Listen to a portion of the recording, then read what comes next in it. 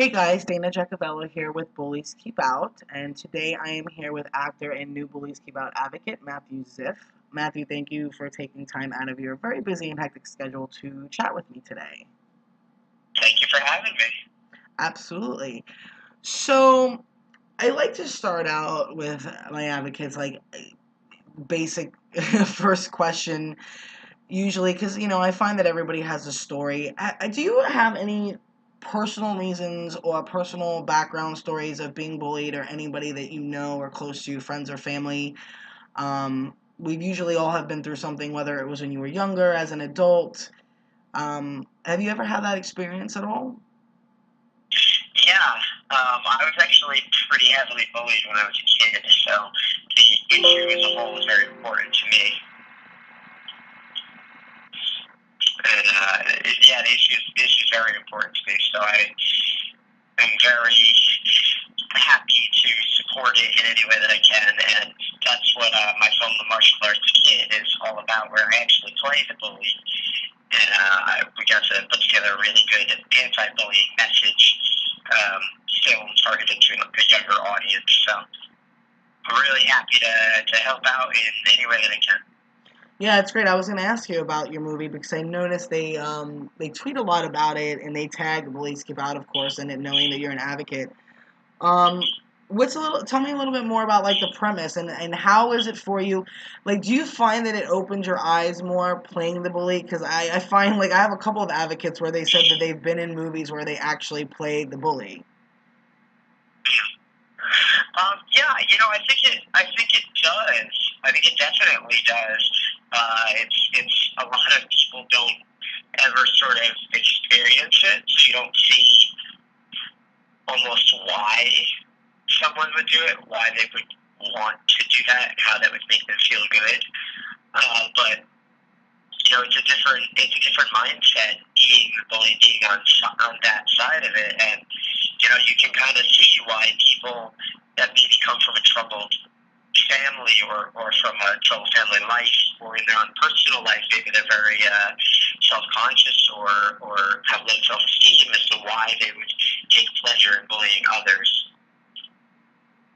Yeah, no, it's very true. And, one thing I wanted to touch base on, because BKO is, even though it's for all ages, a lot of people always tell me, and they find it's also very adult oriented. And the reason why I think so many people enjoy that is because I've had a lot of people come to me saying that they appreciate that there's organizations out there that are actually trying to actually cater to adults more, because I don't think really people realize how often adults get bullied, and maybe some people even say they feel that they don't take it serious enough. Like, I've read stories of adults committing suicide, and and getting bullied, or in the workplace, or at home, or by their partners, and it happens all the time, and I think it's much more prevalent than people realize.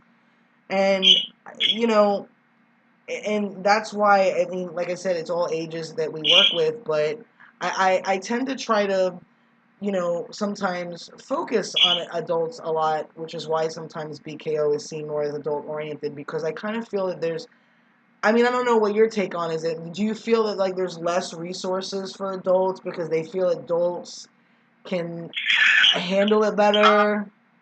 I think it's different, um, just in the way that it is as a whole, because I mean, adults frankly should know that you don't bully people, and I think the people that are doing the bullying, in whatever it is, um, they do that because they either had a troubled childhood, or they never learned, and they never saw that that's not okay from a young age. So while it is very unfortunate, it does happen sometimes to adults, I think it really is more important to focus on the younger kids, to teach them from a young age not to bully, because that's really the root problem. Right. So if you teach kids not to bully, then they grow up and don't bully, and they teach their kids not to bully. And because you're not going to change someone's way of thinking that's older and doing this, it's not worth the hassle of trying to change them. You got to start from a young age and teach them, so they grow up with the mindset of this is not okay. Yeah, very true. I always say it's like it's a learned behavior. People aren't born to hate. They're not born to, evil, to bully. It's something that they see, whether it's in the home. A lot of stuff starts in the home, or it's in, peers, curricular activities, the school. I mean, it's always learned somewhere. And I always say, like, if you do teach the youth, and we're teaching our kids, then they grow up to be healthy adults, and then you don't have, and then it's like a life cycle, and it keeps, trending, and it keeps going, and that's how you kind of make healthy adults. But I do feel that, there does need to be resources for adults, because I mean, like I said, you do have them committing suicide, whether it's their young adults or older adults. I've heard of people of getting bullied in their 30s, their 40s, their 50s. You hear a lot in the workplace, and, they're miserable because they don't want to lose their jobs, and they need their jobs. And I was just reading an article on the Huffington Post where, about a firefighter paramedic who they believe it's surfacing that, she had committed suicide due to bullying. And it's really sad to hear, because, like I said, even though we need to be focusing on the youth so they grow into those healthy adults, I think that we also need to realize that we need to also be working with these adults, because I think that they can be helped, because there's a little bit more understanding there, because they're cognitively all, they're fully developed. So it's something like, and then on the other side of the coin, you have people say, yeah, but adults are more stubborn, and it's harder to get an adult to stop bullying or listen to you, because it just is like they blow it off the shoulder, like whatever, and they're a little bit more stubborn. And with kids, you can mold more and show them empathy, and they can learn from it. Yeah. Um, I understand that. It definitely is possible to teach adults as well. But I really personally think from a anti-bullying standpoint, if we teach the younger kids, that they will grow up to teach their kids, and for a long-term solution, I think that's the way to do it. oh, I agree. That's what that's what I'm saying. You just have to keep creating that cycle of healthy adults, and then hopefully we won't have adults that bully. And it definitely starts when they're younger, and I think that's why it's so important. That's what to encompass all ages, but also, you know, teach parents, educate parents, have things in the schools, not just at home, because they spend so much time in the schools, or even in curricular, I'm having trouble with that word today, extracurricular leisure activities. Um, Even like I played sports, and I was an athlete when I was younger, and a lot of times you think like you don't find it in that atmosphere, but you do, because you have the rival teams, and they're nasty. There were some nasty girls on the teams that we played against. They were mean, they were harsh, and even like sometimes the boys back in my day. I mean, I'm gonna be 37, so back when I was younger, it wasn't a very, like, I guess you could say, in thing maybe at the time when girls were just starting to play sports. They were calling you names, brutes, dykes, and saying all this stuff, because you weren't this typical, you know, idea of a woman that women had. You were this, tall, built, muscular girl, kicking butt playing sports. And so sometimes you had comments even like that, but they sometimes feel like, oh, well, if you were a jock and you play sports, you were popular. It wasn't always like that. That's not always necessarily the truth. But it's definitely something that I think that they need programs all around, everywhere, educating in all forms of bullying, because there's just so many forms with just so many different names.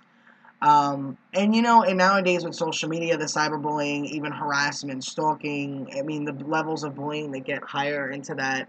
I mean, with social media now, we have an abundance of that, and it's even worse because people are posting things and saying things, and it's in 142 characters, or, whatever it may be, what have you. There's always some form of bullying you see on social media, even though it's a wonderful format, and you make great connections and networking, and this is how we all thrive. Yeah, it's really unfortunate that even though it's such a great tool for marketing and connections to speak to people, it also opens the opportunity for for bullying, and even on a wider level. It's so social media has really become a good thing, but also not a great thing when it comes to cyberbullying, for sure. Yeah, no, I mean, it's happened to us, and I was just saying this to another advocate that I was talking to yesterday, that, you know, even organizations get a lot of hate, all types. I mean, and ones that I support, that I've done things with or worked with, and my own. You get hate emails, you get hateful tweets. There seems to be this, and another thing that he also mentioned was like there just seems to be this anger that like so many people have, and this need to be mean for no reason. Like you'll tweet something that has like about a charity or a TV show, whatever it is, like, you know, and people will just respond to you with these like horrific tweets, and you just kind of sit there and think like, well, where did that come from and why? And why would you do that? Like, you don't even know people. Not that it's okay if you know someone to do it, but I see it all the time. And I'm constantly like making, you know, statements, and I'm tweeting and I'm saying things because it's just unbelievable the things that you see people say. Whether it's really unfortunate. It is, whether it's a famous person, a celebrity, or just somebody on Twitter or a business. I've even seen people rip businesses apart. I mean, it's a sad thing to see because, you know, it's supposed to be a connecting platform, and like you said, for, you know, networking and making friends and helping even your businesses and organizations grow and get people to bring awareness to things, and it's wonderful for that. And you know, I'm a big in social media myself, and but I do preach that I think that sometimes we get too deeply involved with it to the point where we need to take a step back, because it's like we're constantly Snapchatting, Facebooking, tweeting, Instagramming, and it's the point where it's like, you know, but are we taking time to do the things in life that we need to be doing? Um, you know, with so much, you know, social media. But there's also the other flip side of the coin where people have to do it for what they do. So, Yeah. but you know, go ahead. I think. Sorry, go ahead. No, it's okay. Go ahead. Well, I think that a lot of the problems they stem from not only parents not teaching their kids the proper way, but I think from parents themselves not being good parents, really, being either mean to their kids or taking their own insecurities out on their families, and that breeds a lot of mistrust and hate and misplaced anger. So when a lot of these kids, like I play a lot of video games online, and people are very hateful, and I think that comes from a lot of people who are not confident in themselves and their own life, and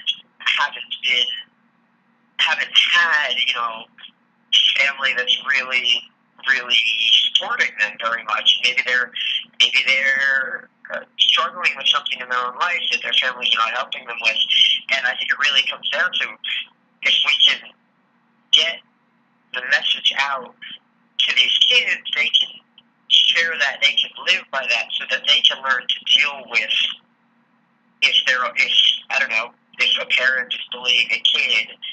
If a parent is bullying their child, that child is going to come and take their anger out on other people. So if we can try and teach them to deal with that from that root source there, maybe they can have a conversation with their parents and say, hey, you're taking your anger out on me, and that's not productive. And your insecurities, and please don't project those onto me. I know that's a stretch, but I think we gotta to really do this. I think we have to have more talks about it. Talk about it. Like, hey, this is really what's going on, and work on it together. We need to get the message out. Yes, we definitely do. A million times yes. And that's why I love to do these chats. That's why I love to do the PSAs and share stories. And, you know, interviews, and just so many different things that we do, because I think there's so many ways to get the message out there. And with the more we do it and the more people that get involved, and the different ways we do it, that maybe it will attract this group because maybe they like visual, and then this group because maybe they like audio, and this group because maybe they want to read stuff. So you try to you try to catch everybody as a whole to spread as much awareness as you can. And you're right, we have to continue to talk about it as much as possible, and all the different topics that surround it, because it's not just limited to online or offline or in school or in the workplace or at home. But it's very true that I think that not only do we need education programs and bullying programs for kids, but I also think that parents need to be involved in that. And I've said that a million times. Because they need to learn too how to deal with it, how to talk to their children when it comes about. There are certain ways and tools and techniques to come about it, and I think that the parents are sometimes, I hate to say it, but it's true, might be clueless in how to handle it. And it's not like a insult, it's just a constructive criticism, is that maybe you don't. I mean, there's no handbook that comes with parenting. If your child's the bully or they're getting bullied, maybe you don't know how to deal with it and they don't know what to do, so it just goes on. Yeah. That's why I've found for myself, from young age, that martial arts has been a really big part of that, because in martial arts, obviously, a lot of kids start from a very young age, and I find it so helpful and so interesting. I think every kid should do martial arts at some point in their life, because it teaches so much respect and discipline and all these things that are very important parts of life and things that children should know. And I've done martial arts my whole life, and one of the big things they teach is to use your martial arts not as a tool to bully, not as a tool to hurt, but to defend yourself and others. Mm-hmm. And as a part of that, they teach a lot of self-control, control over your emotions, and how to deal with situations. How to deal with situations that you might encounter that are, that you might be bullied. I love that you said that, because it's I happen to like martial arts and being interested in it myself. Ever since I watched The Karate Kid. I love that ending in the first one. Well, that too, absolutely. I love those type of movies, because I love that it teaches you to center yourself, to pee, almost like meditation and yoga, but in a different form, in martial arts form. And I've practiced some of it myself, and I had someone say to me once on the Facebook page for Bullies Keep Out, they're like, well, why don't you talk about teaching people how to fight in karate? I'm like, because first of all, I don't condone violence, and that's not up to me. If there's people that are underage, that are not adults, I said, I think it's a great tool to, like what you said, to use it for, not for violence, not to go beat people up, but to know how to defend yourself, to learn respect, in all aspects of respect, and, all the other facets that come with, the beautiful, idea of martial arts and what it stands for. And I think, sometimes people have that notion in their head, well, it just stands for fighting and violence and kicking butt. And it's like, but that's not what it really is about. If you really, talk to people that are involved with it, it's really not. But I think that they see it in ways like when you watch, the shows on television like wrestling, or people who do it professionally. Sometimes they just, from maybe a younger standpoint, younger kids standpoint, they just see it as a fighting tool, and it's so much more than that. And and that's kind of how I responded to the person. I was like, it's not my job to teach people, say, yes, go use karate, go use martial arts. That's not what I'm here to do. If that's what a parent wants to do and the kid enjoys it and it's helping them, I think it's great. But I'm not there to say, yes, go beat somebody up because they're bullying and use martial arts. And that's kind of what they were saying. They weren't trying to say it in the nice way that we're talking about it. They were saying it in the opposite way. Yeah. So I think people don't really realize what martial arts is for until they actually go and and look at it. I think people think martial arts is a tool for fighting, but it's really a tool for teaching discipline and respect. And I think that more people, if they actually go and learn it really from the source, go to your local dojo and learn, I think they would be surprised. Yeah, I definitely, I wholeheartedly agree with you.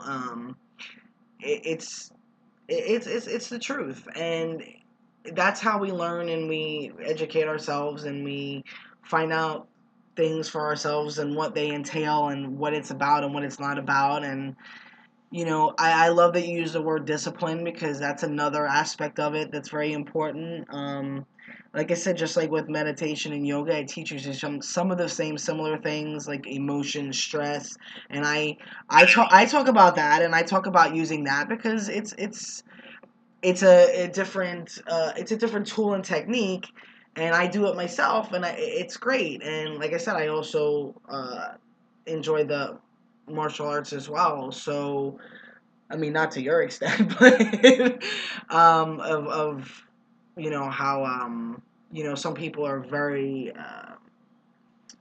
professional with it, and they know all the ins and outs of it. I'm probably more of the amateur, but I do enjoy it, and I do think it's a great tool to use. And but another thing I wanted to touch base on is we have to also consider on, like, going back to the social media portion of the conversation. What are we teaching people, what at any age, honestly? I mean, because even adults get influenced and peer pressured. When we look at social media and we see like a lot of these cruel things, and this seems to be so much meanness and not enough kindness, and we need to spread more of it. And like I said, I'm not a person that goes into politics and talks about politics, but like, even with that, I've never seen so much debate in an election year where there seems to be a lot of childishness and bullying, and people are seeing that as well. And you have to wonder, like, okay, well, what are we teaching? Do we even want our kids at a certain age to be on social media? Because you don't want to take the experience away from them of the good part and the wonderful aspect of it, but there's just so much also negativity. I've actually had parents and advocates and people with kids that have said, like, I don't want my kid anywhere near social media. And then I've had other people say that they welcome it because they want their kids to learn and be exposed. But at the same time, I feel if you are going to let them be exposed, then you also have to be talking to them and educating them and being involved in it, not just, okay, go on social media. Because like I said, what are we teaching them with some of these things that you do see online? I mean, like, what is like I said, without getting into the whole political conversation, there's so much of that craziness going on right now in the political arena. What is your take on it? I mean, a lot of people seem to agree that it's, yeah, this is great representation,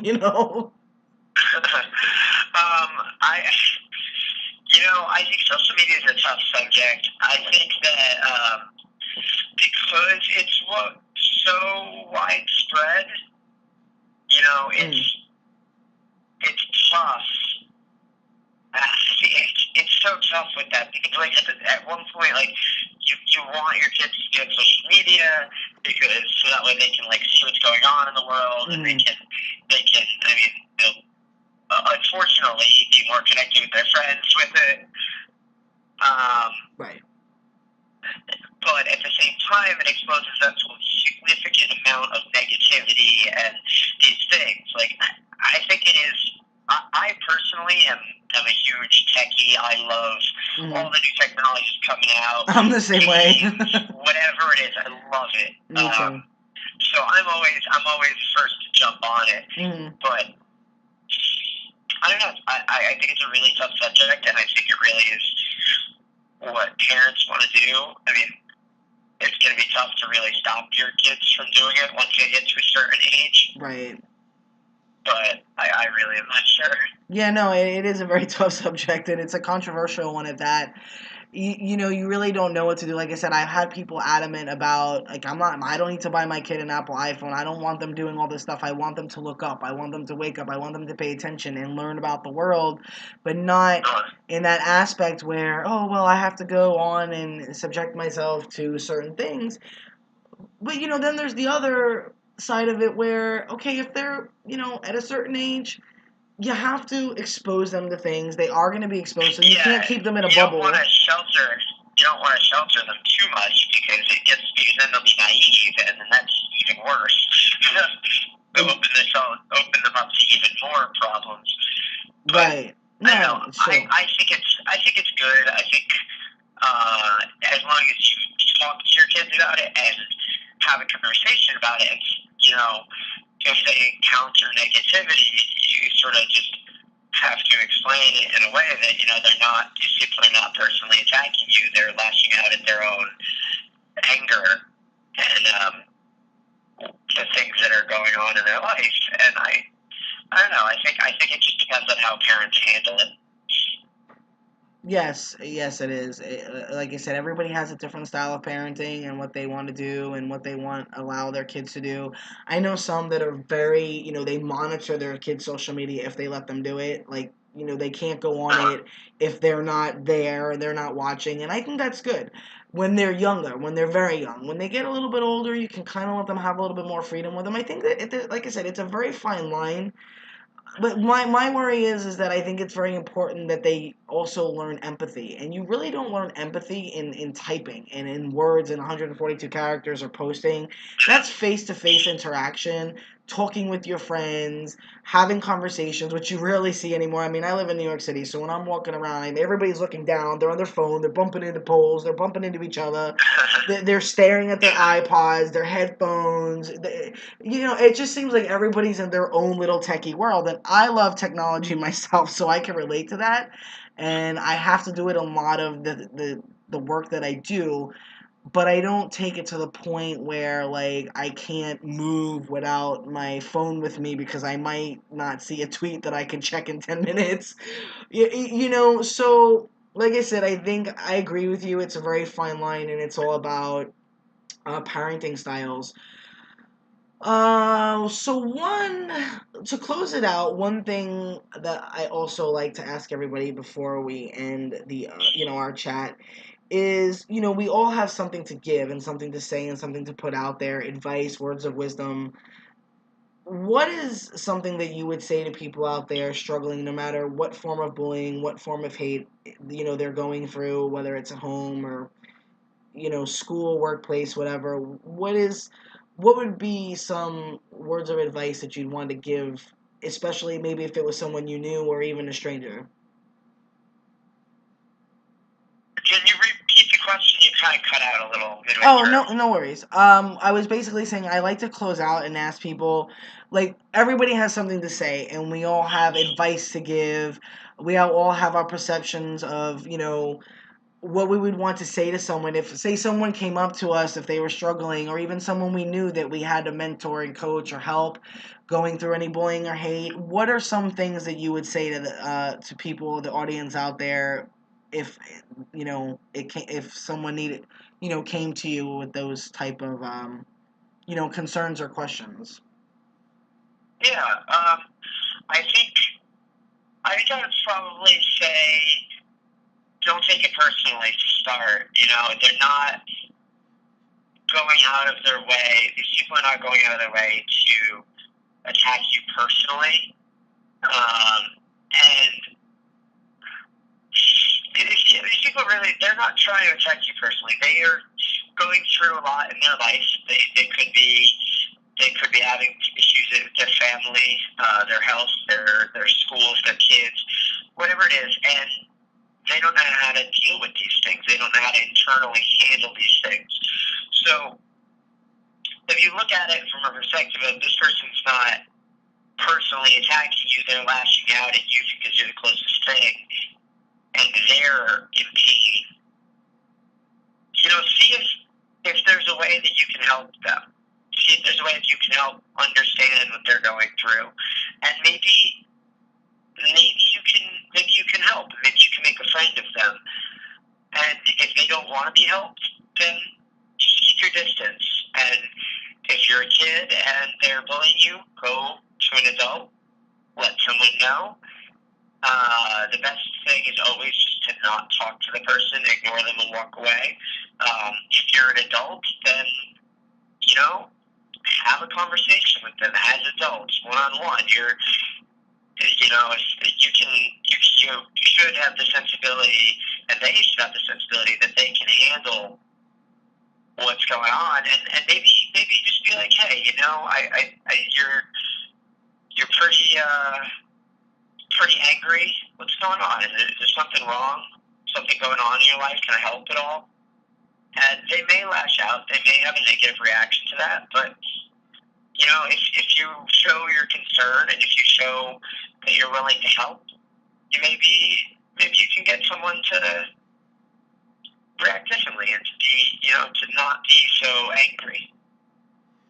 Love it. Awesome. Yeah, great words. Matthew, I want to thank you so much for your time again and for becoming and being an advocate of BKO. I look forward to working with you more. And, yes, of course. And guys, I hope you enjoyed this chat. So look for more. I did. It was really, really fun. Yeah, it was, and I love to do them, and it's just such a pleasure, and the audience gets so much from it, so it's good stuff. Okay, guys, be kind and love big.